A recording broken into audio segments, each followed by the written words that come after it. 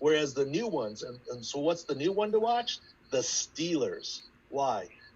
Right tackle, Zach Banner's out with ACL from week 1. David DeCastro didn't finish the game with an abdominal injury, does not project to play. His backup was Newski at right guard, is still out. And now Mike Pouncey didn't finish the game with a foot, and we're not so sure what his status is. So that is something to watch.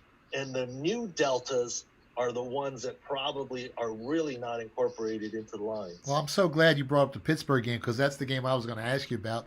On our podcast yesterday, I mentioned the fact that anytime you go up against a good defensive line the following week, your offensive line won't play at an optimum performance, especially when you're playing the top tier teams like the Steelers, the Rams, and the Eagles, who have a great defensive line. And I actually took the Browns yesterday plus 3.5. The game has moved down to 3 even money. And one of the contributing factors of me placing that wager was because I read your report about the Pittsburgh Steelers offensive line, and the other thing was that Pittsburgh's opposing opponents on the year really haven't been that great. So you helped me place that wager, Doc. Well, I appreciate that, and here's the thing: I'm not with the Pittsburgh Steelers offensive line information. I'm not telling you or the world to take the Browns. What I'm telling you is factor that into your decisions. So you like the Browns.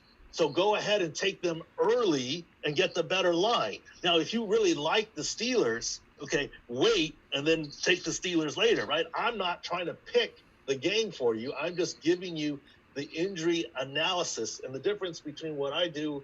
And look, there's no one more thorough than some of the sites out there, Roto World, but they're repeaters. The coach and the team says questionable, and they put out questionable. Look, you're in Philadelphia, week 1. If you go back and you can look at it, I had Miles Sanders as dubious to play, and nobody was worried about Miles Sanders week 1. Week 1, I had the Eagles as their offensive line having major issues, and they gave up 8 sacks in a Washington football team upset.